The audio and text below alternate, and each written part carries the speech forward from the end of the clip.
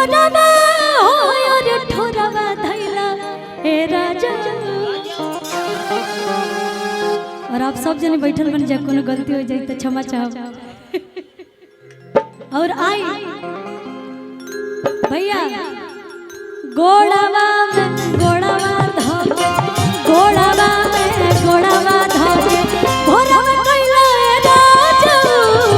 गोड़ावा में गोड़ावा धोके भोरवा कइला ए राजा। गोड़ावा में गोड़ावा धोके। लेकिन देखिए आप लोग बहुत ही अच्छा अदाकारा है, बहुत ही अच्छा परफॉर्मेंस भी देती है, लेकिन ये जो गाना है ना एकदम मोही क्या वो लोग लेके हमके